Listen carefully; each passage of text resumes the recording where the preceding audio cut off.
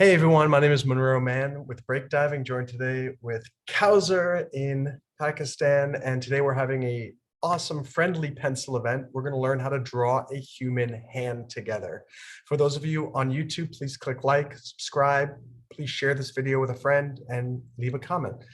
And most importantly, come join our community at breakdiving.io. The link is in the description below, and you can be a part of these awesome events online, eventually in person once COVID is over, and certainly talk and make friends in our online social media community. So, hey, Kauser. And so we're going to, I'm going to share the screen. We're going to do a search for how to draw a human hand. So we're going to let's find a good one. Okay, that's 3 minutes. It's a 30-minute one. So we're probably looking for we might be able to do a 31. Do we want how to draw hands and hand poses? That might be a good one, even though it's longer, but it'll show us how to draw a hand in different positions, which I think is important, because if we just learn how to draw that, that's only one. Oh, actually, we did this tutorial once before with break diving, but we'll do another one. Hands and shading, how to draw relaxed hands. So 3 different ways. Hands, yeah, shall we try this one? How to draw hands and hand poses? Okay. Good? Yeah. Let's try it.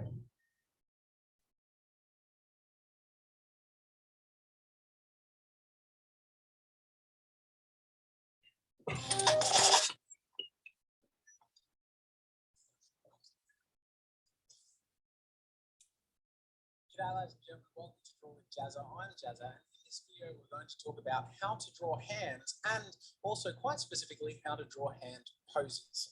This video's theme was voted on by you guys, so make sure to go check out the link on the screen and in the description to go to jazzastudios.com and vote on the theme of a Thank you to Jazza here. You can join this video is going to focus on, like his YouTube channel to support hand poses. And the reason I'm going to talk specifically about hand poses is because hands can be complicated. They can do lots of different things on lots of different angles, and especially if you're a beginning artist, this can be really confronting and really scary because they're such an organic, detailed, complicated thing.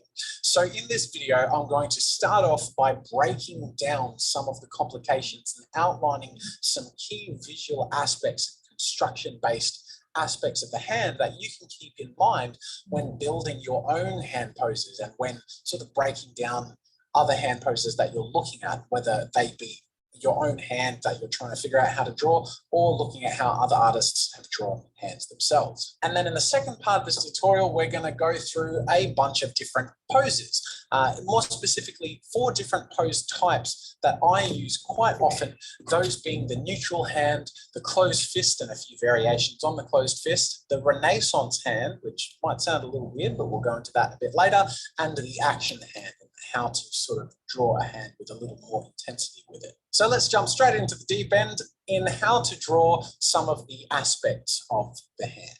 Obviously, as you can see here, the hand is a bit of a funky looking thing. There's no simple one shape that makes the hand. It's lots of little bits. But by breaking it down into elements of smaller shapes and more simplified shapes, we can then use those to build the poses out of.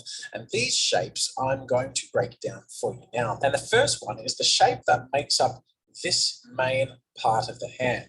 And it might be called the trapezoid, or more accurately a trapezium, but that's a technical term and I'm not a huge fan of technical terms, so I'm going to keep it simple. It's a wobbly rectangular square. There you go. So from this wobbly rectangular square, which is bigger at the top, a bit wider at the top than it is at the wrist, you can see it tapers in towards the wrist. This is the first shape. This is the top of that construction shape for the hand. And from here, divided evenly into 4 parts, the fingers emerge out of. And when I draw my construction lines, I basically draw little long blocks coming out of the end of that trapezium, or the wobbly square. So this is the basic shape. All right, so I guess we'll start with that. I would suggest do it on maybe a third on the side, because I think he's gonna give us lots of, unless you have multiple pieces of paper, but if you want to do them all on the same paper, you need to make them smaller. So.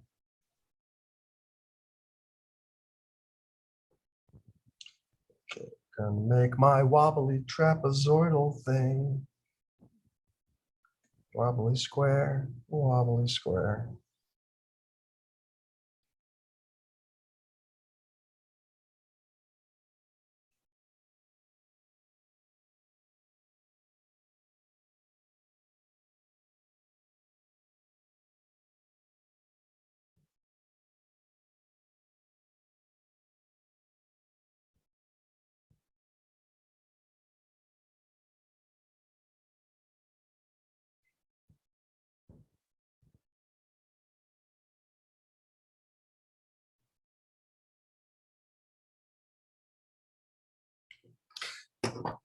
That's an interesting point. Each finger is definitely different size. If you look at the hand, he's right. This one is the lowest, then it goes higher, then this one's the highest, and then it goes down again. And you didn't usually realize that. Okay. Beginning the hand, we have our wobbly square and some fingers coming out. And then as you can see, the thumb sort of pokes out a bit. So we sort of have this shape start to pop out, and then we get the shape of the thumb coming out from there. This may sound like it's really dumbing it down.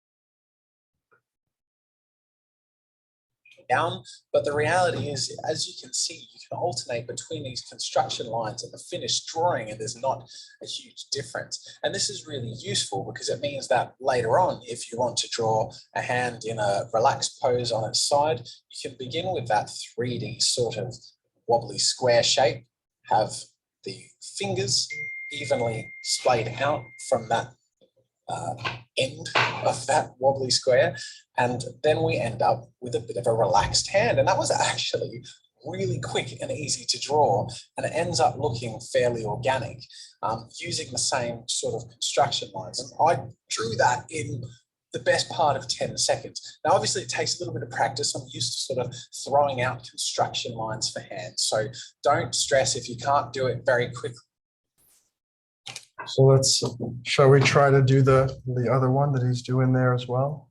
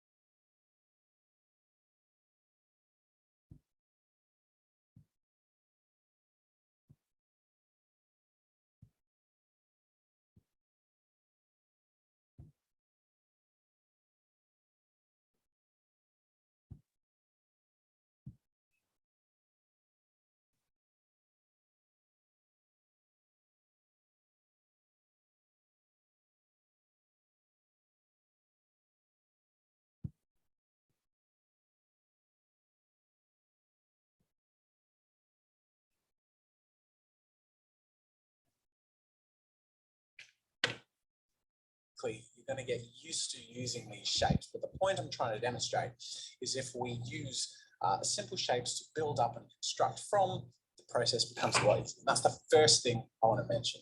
The next thing I want to cover is the angle that the fingers come out on. Oftentimes people think that a hand looks like this. A hand has 4 fingers and they are all kind of stand beside each other and they have a specific angle that they go up and down on and blah, blah, blah, yuck. The reality is we never hold our hand like this because that looks stupid and it's uncomfortable. our fingers naturally sort of spread apart when they relax, and they actually sort of bend forward a little bit. Now, we're not going to go into too much detail, but what I want to focus on in regards to this point is that the fingers are going out on a slight angle here. You'll notice that the distance between the angle of these two, the top of the index finger and the pinky finger, they're much sort of further apart. Now, we don't necessarily splay our hands like that, but the point I'm trying to make is much like how Wolverine's claws go out and spread apart somewhat from one another, our hands do the same fairly naturally. Now, they can go wider and they can, of course, come in together, but in terms of going for an organic look, follow this general sort of angle. And this is going to come in useful in other aspects, which we'll get to. It's important to keep in mind when drawing the closed fist. Reason being is that the closed fist is the reverse of the open hand. How with the open hand, the fingers are sort of spread apart like this. When the fist is closed, the funny thing is the angle of these fingers is actually coming inwards. And you'll notice that in my closed fist drawing, we can try to do a closed fist now. Let's see if we can copy that. I'm sure he's going to have us do it, but maybe he won't. So let's see if we can do it ourselves.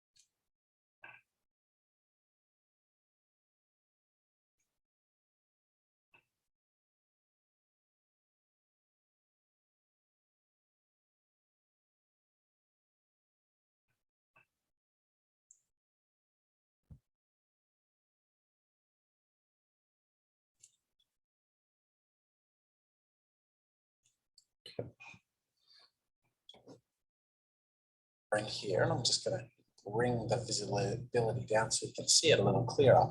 The index finger and the pinky finger are angling more towards the middle of the hand, almost pointing in that inward sort of direction.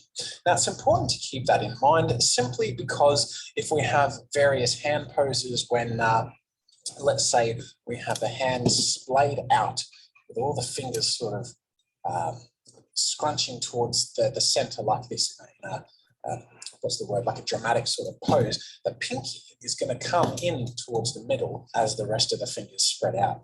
And this is just something that you can keep in mind to go for a really natural look.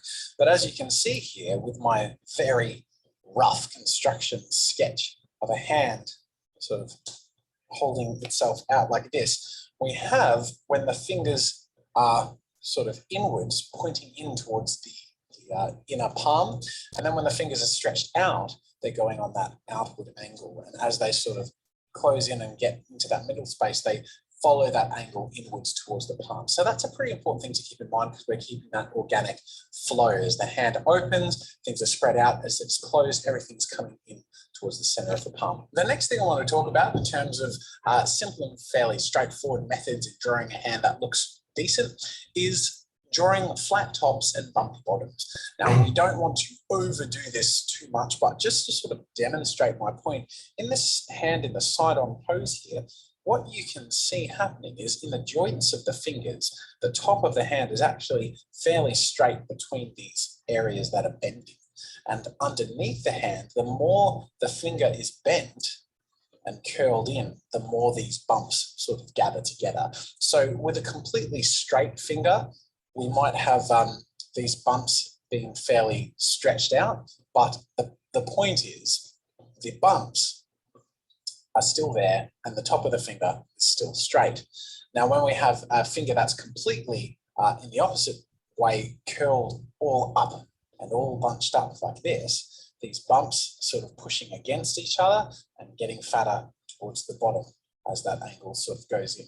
So we have the flat tops and the bumpy bottoms. And this is pretty important to keep in mind because in most hand poses, the fingers are either going to be straight or bendy. Well, they either are going to be straight or bendy. There's no if, buts, or maybes about it. So when you're going for one or the other, it's just important to sort of keep that in mind because that is another visual element that's pretty consistent. It's similar with the thumb too, though the thumb's a bit of an odd creature because it comes at a bit of a weird angle, but the top of the thumb, I usually like to draw straight and then have nice and bumpy, especially around the fleshy part at the base of the thumb.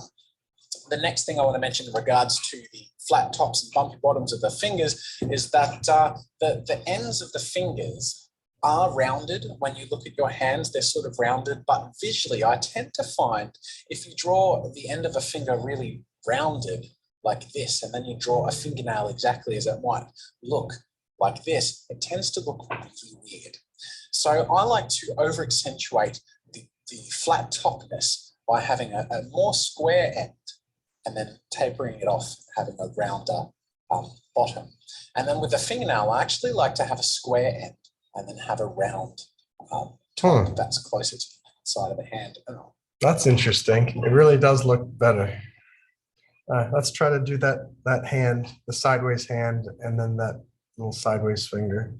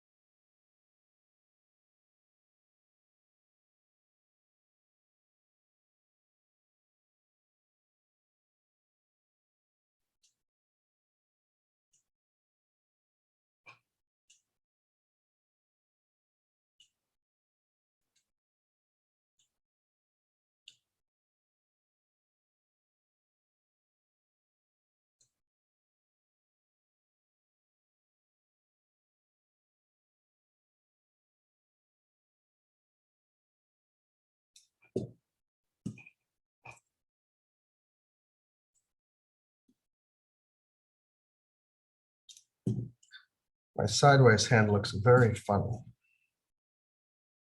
How does your sideways hand look? It's very weird looking finger.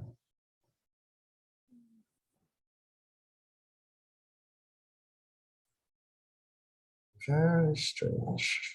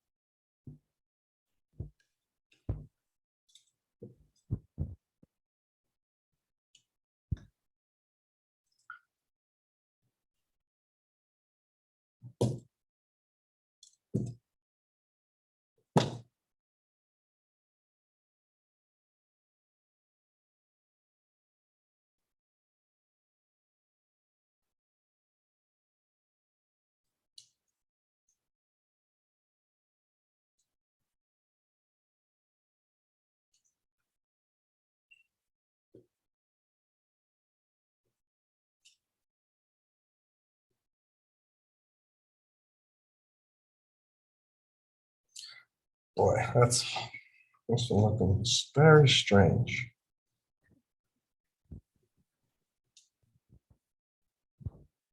Hmm.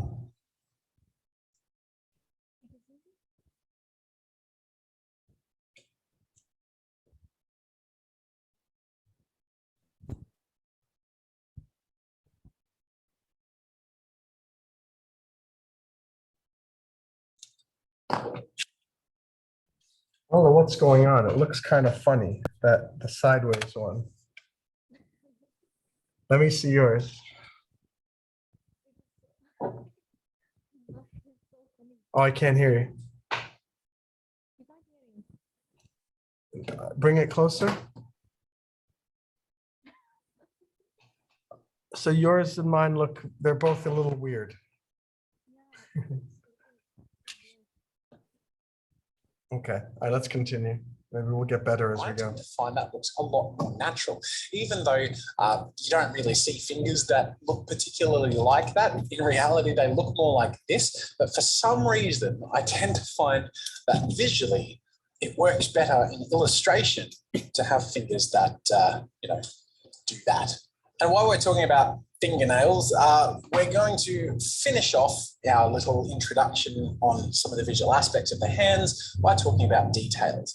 As you can see with my little illustration of the hand here, there are lots of little bumps and little lines across certain areas. And I just want to briefly touch on where it's important to add detail. Now, if we have detail, then we need to know where to add it, because less is more. If we have too many lines, and as you can see by looking at your own hands, there are lines everywhere. We could have like 4 lines in that joint on each finger.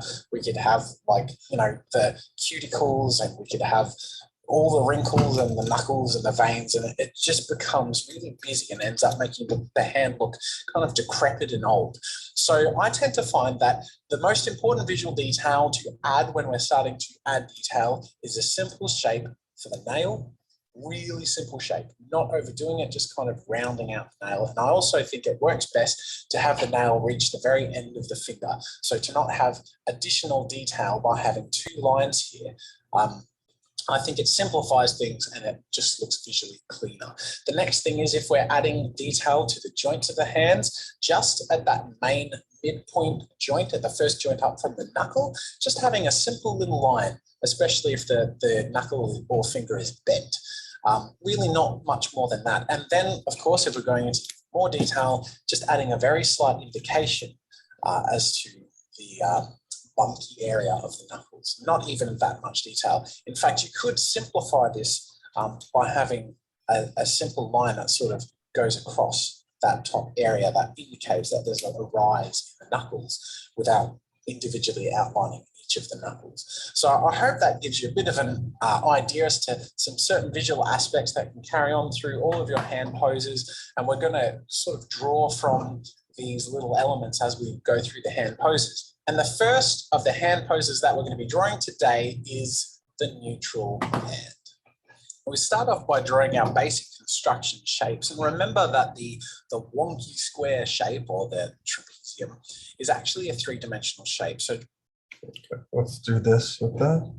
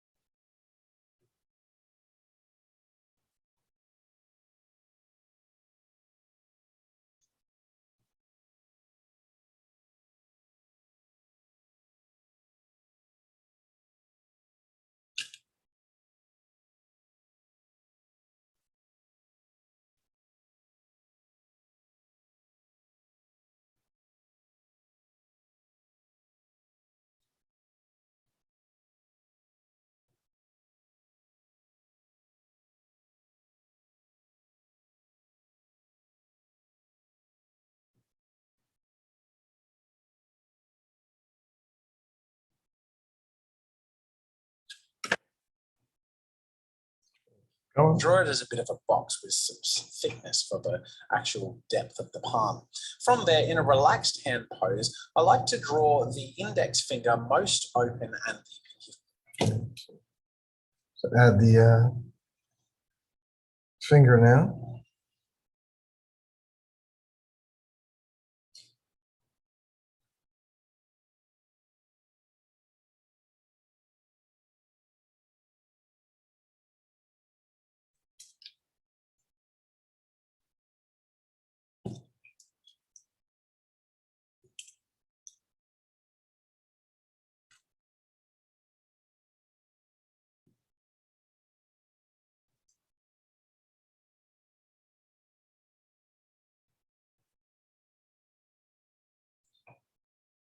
Finger most closed, but not to an extreme. So the index finger isn't fully straight and the pinky finger isn't fully scrunched up. They're both sort of just edging towards them, and the fingers as they go along are following that pattern.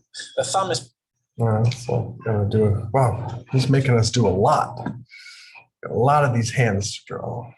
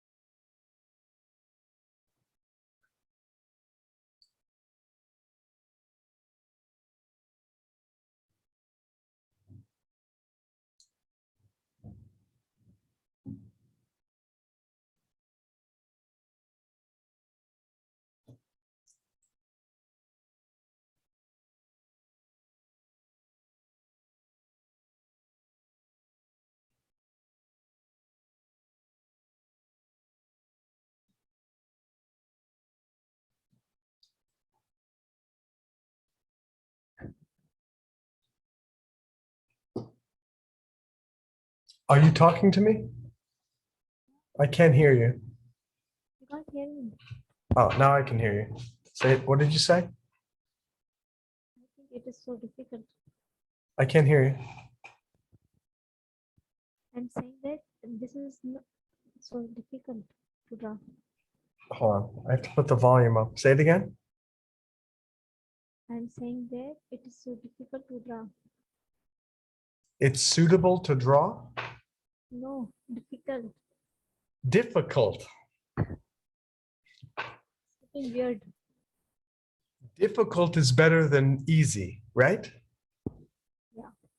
It means we're learning how to do it. It's very hard for me too, but we're gonna keep going. We're gonna get better and better, right? Yeah. Yeah. Okay. pretty relaxed, in the same sort of position each time. And on every angle that this hand holds, we still get that pretty relaxed stationary look by having the fingers closest towards the pinky and the pinky itself, a little more curled in, and the index finger and the thumb. All right, so I need to.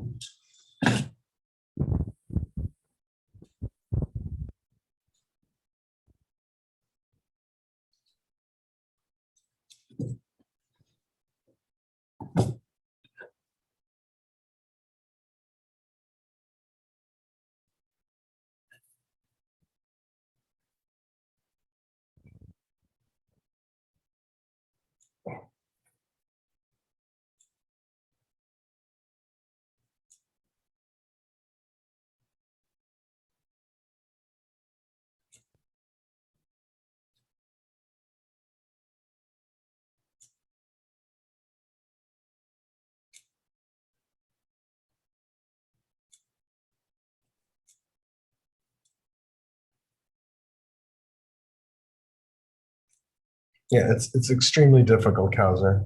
I think they say hands and feet are the two most difficult things to draw. So if we can learn how to do this, we'll become millionaires. Now,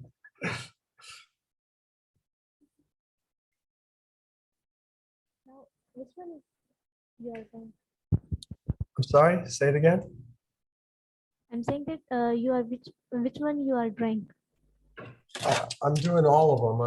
I did those two, and now I'm Okay. doing that side one, which looks kind of weird. It looks very weird, actually.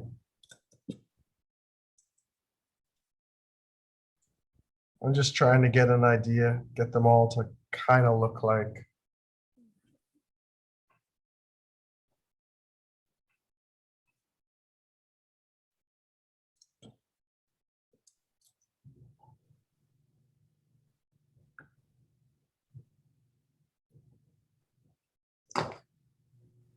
Mostly relaxed and opened outwards. This pose can work with the hand both bent forwards or backwards or straight on from the wrist, and the effect that we get is something that looks pretty neutral and nice and relaxed.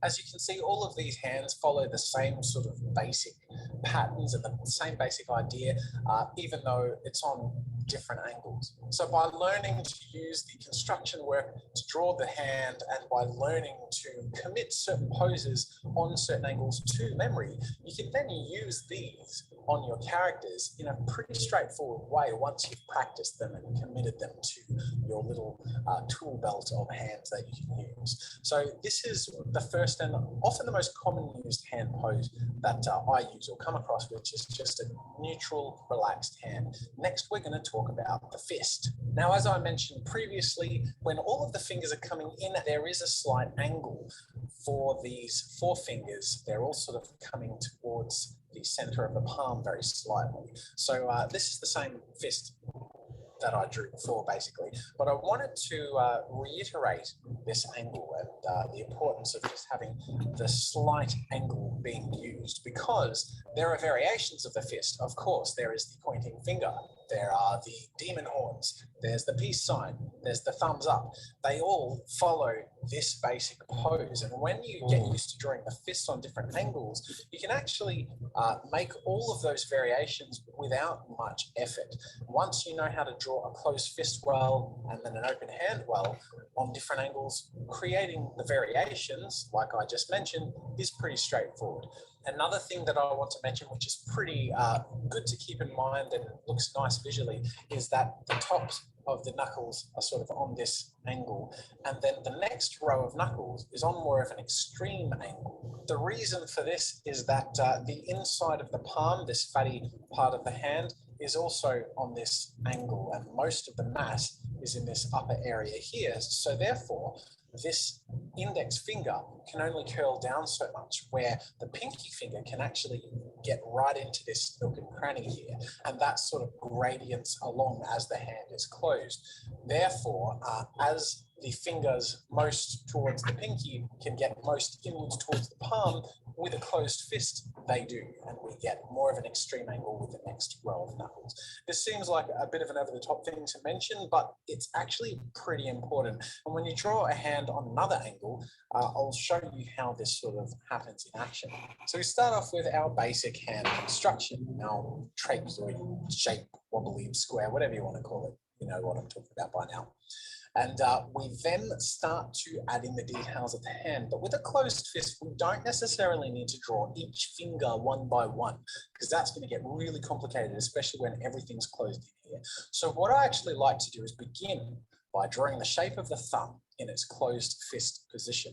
And this is going to simplify things a lot more, because basically we extend the top of this shape to encompass the mass that the fingers are going to follow. We just sort of make it lump out a bit. And then from there, we outline where the fingers are going to go. But before we draw the individual fingers, I actually like to outline the angle of the knuckles, because then from there, it's as simple as following our little outline here in drawing each of the following fingers in their various positions. And then we end up with a hand shape that is pretty organic looking. So that when I draw the outline of this fist, remember, with flat tops and bumpy bottoms, we get something that looks much more organic and natural. It's also good to draw the detail of those knuckles that go on the angle, so we're sort of pointing out where the angle is different from the top of the hand. So it's a pretty rough example, but you're sort of getting the idea that I'm getting towards. The other thing that we can do, of course, is change the basic construction shape we're using. So rather than using that trapezium shape thing that we use for an open hand, we can use a bit more of a box. So let's say we have the wrist coming in and we're going to have a fist closed with the thumb facing forward. We can outline a bit of a box, first indicating where the top of the hand and the knuckles are going to go, then start to outline where the thumb is going to go on top of that. And we get something that looks like a bit of a square boxing glove like this. From there, we can just start to roughly outline the position of the first forefinger to use as a bit of a foundation point. Remember to keep our tops flat and our bottoms bumpy, so to speak. And then to follow the angle of these knuckles as the hand is sort of coming in on this shape. And where's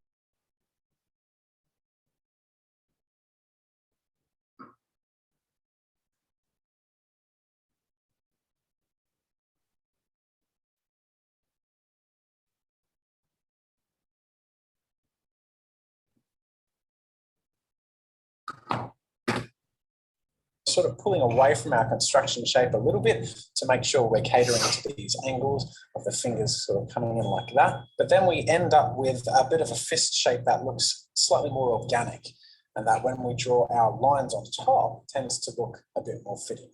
Once again, keeping the details minimal, and in a hand shape like this, the most important details to outline would be the knuckles, because they're really showing a lot of the angle and a lot of the movement and position of the fingers themselves. And then with a really closed fist, I actually sometimes like to draw just a little line or two here in the palm section, because you can see that when you tighten your hand, it really sort of starts to show a little bit of detail there because of the strain. Now, the quick and easy thing to keep in mind in regards to drawing the closed fist in the various forms is to follow that angle. So we have the splaying angle, I suppose you could call it, so that when the index finger is pointing out, it's just sort of going out on that straightforward angle, making sure that it's open up and to the correct length and all of that. But let's say we have the demon horns hand shape. The pinky finger is actually going to continue out on an outwards angle as well to follow that, and we get much more of an organic look. And it looks a bit silly if they're both completely straight on, which can be done, but naturally the hand is actually going to splay it out like that. And this goes for all of the other fingers, making sure to follow the finger curve that most how to draw hand tutorials show that you'd be fairly familiar with by now, with each of the fingers as they emerge and pop out of the open hand. So you can see basically how the fingers go outwards and inwards following that angle. Another really simple way of drawing the fist, which is nice to sort of commit to memory and is really useful, is drawing the fist from behind. So basically, if I draw my trapezius shape, I keep forgetting what it's called, but I think that's it. That is almost the shape of the closed fist.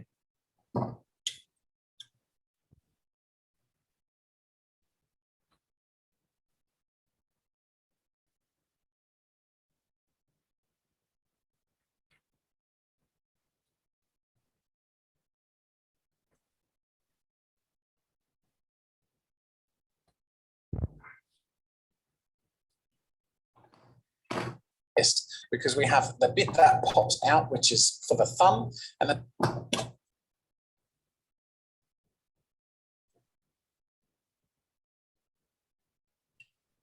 and sometimes I like to add little bumps to indicate some fingers, or even have the first knuckle out a little bit more extremely.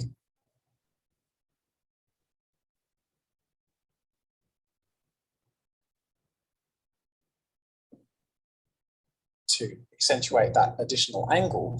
But that's basically the construction, which means that our line work can then go on top to draw the closed fist. I also like to show the bumps for the knuckles and then start to indicate the fingers that are splaying out on that angle.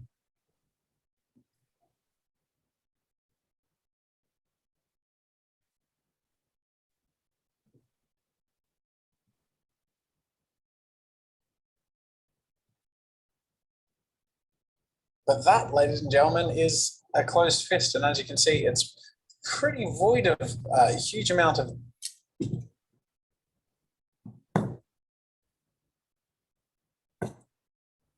detail, and it's fairly easy to make look simple and organic to get something that looks decent. And that's a pretty easy hand pose to remember and to use, especially when holding things like swords or weapons, or you get the idea, punching poses and all that stuff. Really simple sort of hand position and pose to use. I'm going to briefly touch on two more hand poses. The second last one is what I like to call the Renaissance hand pose. This is similar to the relaxed hand pose, except the fingers are a little more direct and in a little bit of a grouping. We have the middle two fingers sort of connected together. Now, this might sound a little bit odd, and the reason I call it the Renaissance hand pose is because in a lot of classical art and Renaissance art, this is actually a pose that is used quite often. So basically, if we follow our initial construction of our squarish trapezoid funky shape that I keep changing the way I talk about it, and have the thumb in the same sort of position we might have it in a relaxed pose, and then the wrist sort of coming out from behind. The first finger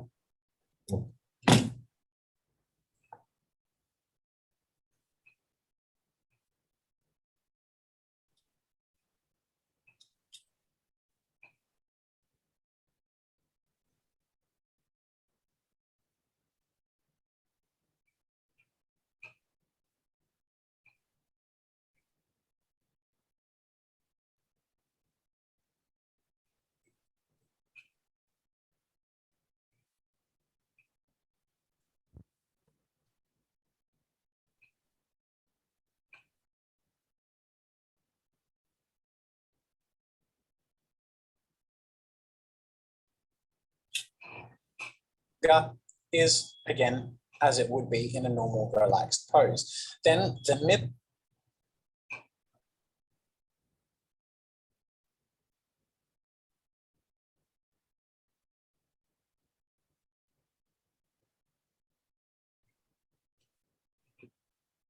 middle two fingers I like to sort of draw at once and group together like so.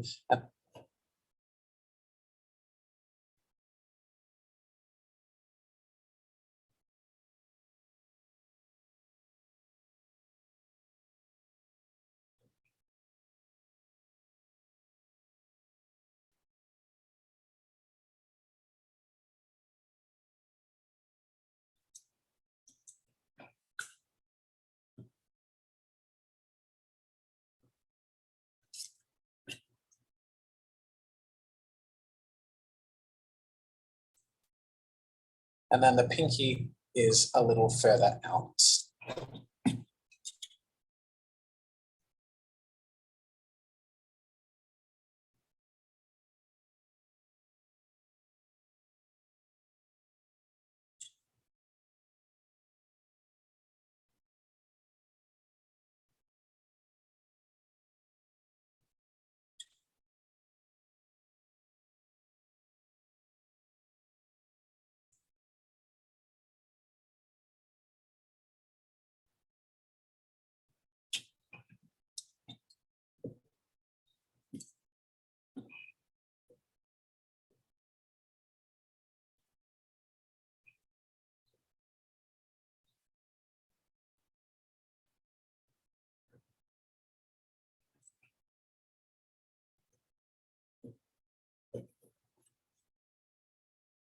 Still, and that is the basic idea of the Renaissance pose, where we have the middle two fingers grouped together. I don't quite know why this is a fairly common classical hand pose. It looks elegant. It can be used in various circumstances, but in particular when something is flourishing or something is graceful, it's a really nice hand pose to use and can be shown on various angles. So for example, if I wanted to show the same pose from the top, we begin with our trapezius prism shape. I'm going to stop trying to talk technically because I'm not good at it. Then we have the index finger and then the next two fingers sort of splayed out following that, and of course having the ring finger a little shorter, and then the pinky finger, and we have a little bump for the palm, the wrist merging, and then the thumb is somewhere behind there. I'll just sort of shade that in. And then for both of these hands, I can basically just draw my lines on top. And as you can see, the result is a fairly elegant looking hand. Now, these are all pretty roughly sketched. So normally I would spend a little more time on all of these hand poses. So if anything feels a little off, please forgive me. But basically, it's great to look up reference images. And if any of you are interested, I have an anatomy reference and pose pack, which includes hand.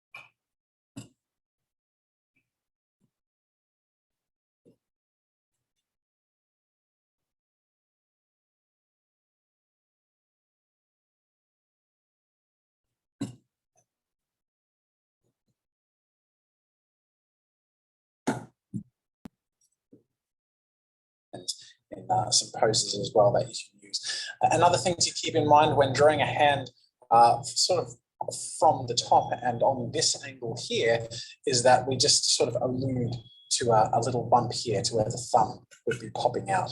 And it's as simple as that to sort of show that the thumb is sort of emerging out from behind there. And that is the Renaissance pose, which, as you can see, can be shown on different angles and is a nice way to draw a hand in an elegant, fairly relaxed way, but a little more directed than the normal relaxed pose. And then the very final hand pose that I want to talk about is the action pose. And that's somewhere between the fist and the relaxed, where basically the fingers are starting to curl up, they're tense, they're not closed in, they're not open out. We're getting this sort of claw happening in the hand. And it can happen in different ways. There are really extreme ones, there are just sort of more open ones, but it's more of an active looking hand. I'm going to draw two examples of an active action hand pose. One will be more extreme and one will be more subtle. So we're going to start off with a little bit more of a relaxed action pose. We're going to do this a little more front on, maybe on a slight angle, angling towards, say, the pinky. So we're going to begin with our funky squarey shape, and we're going to have the thumb stretched out quite a bit and then reaching in quite at an extreme angle because it's a really active pose. From there, we're going to have the pinky much more in towards the hand. And as we sort of have outlined the finger angles, I'm going to have the pinky in towards the palm, but still sort of splayed out a bit. And as the fingers are sort of moving along towards the index finger, they're going to be opening up more and more, like so, following that angle until we have the index finger, which isn't fully open.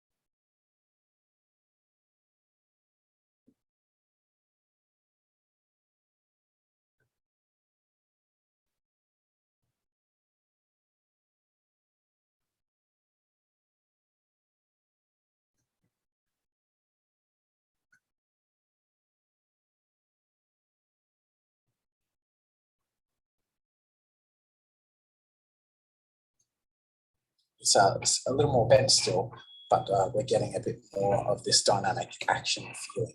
From here, we can start to outline where the detail will go. So we can see the nails on these two fingers. And this finger is a little more bent forwards. The nail is going to sort of be halfway showing. In fact, I'm not quite happy with the angle of that finger. It looks a bit odd. So I'm just going to have it a little more closed off and a little higher than the middle finger, but still more inwards towards the palm. And that's something I'm fairly happy with. And you can start to see that we have a bit more of a strained, a little bit more of a tense hand pose here.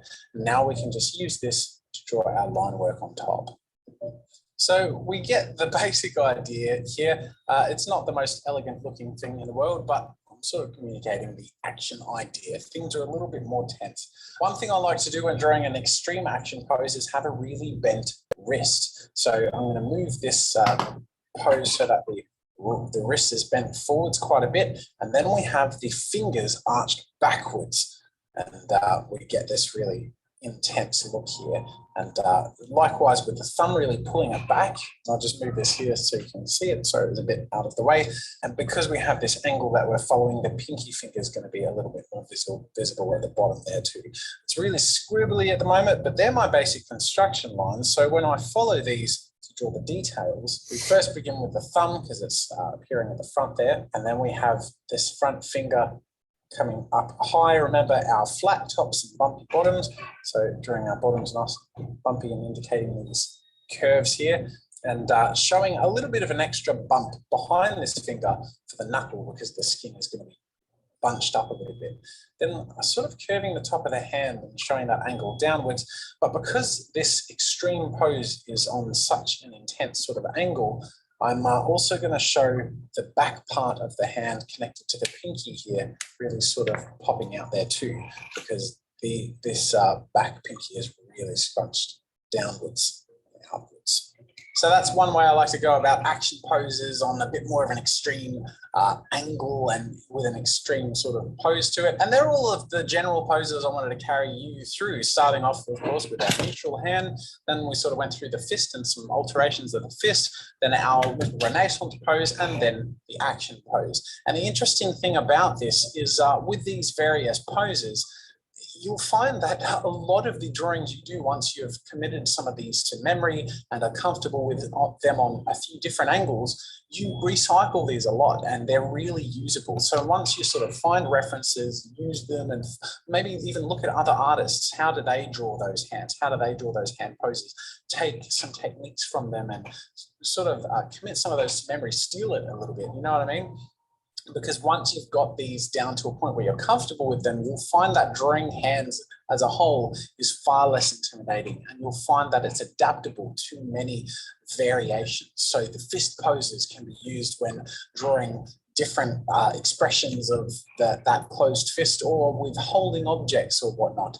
The neutral hand may be drawn quite a lot, just simply with the characters who are standing around and not doing very much. You'll find that you use one or two of those angles of the relaxed pose quite a lot. And then, of course, making sure to keep in mind some of the things that we discussed earliest on: the flat tops and bumpy bottoms, the angles of the fingers going out and then coming in, and where the details of the hand go and using the construction.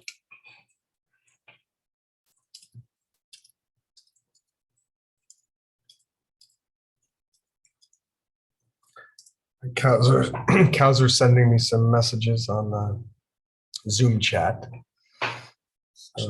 This has been a bit of an over-the-top, perhaps convoluted sort of lesson, but I really hoped to discuss quite a lot about the different ways that you can approach drawing hands in this video. And I hope that you found it helpful and informative and enjoyable. Once again, make sure to go vote on the future tutorial by checking out the link in the description and on the screen. Thank you so much for watching, and until next time, I'll see you later. Thanks for watching. If you enjoyed this video, subscribe to my channel to see new content every week. So for those of you who followed along, hope you enjoyed that. Hope you had some fun. Didn't feel like you were doing it alone, because we were doing it with you. Here are the different hands that I have, starting with up here and went over here, kind of went through here. This one's still the most strangest one. That was a hard one. I'd have to go back and do that. This one, the Renaissance hands came out. This one came out pretty good. This one looks two-dimensional. This looks three-dimensional. I don't know why this one looks so 2D. And this one's not bad. That kind of looks like this. And so we did very well. It's a nice exercise, this YouTube video, because it forces you to do so many different versions of the hand. And so it's great. As I mentioned, I'm hoping that each of you will click like, click subscribe, share a comment. And if you did the exercise with us, come and join Break Diving and post the drawings of hands that you did in our community, and we will certainly give you a lot of support and encouragement. So I'm going to stop the video now, but I'm going to stick around and wait for Kauser to come back to finish the event. But hope for all of you guys who came, enjoyed it. Thank you so much. And I look forward to seeing you all in the breakdiving.io community. My name is Monroe Mann. No rules, no excuses, no regrets. That is the Break Divers Creed. Bye.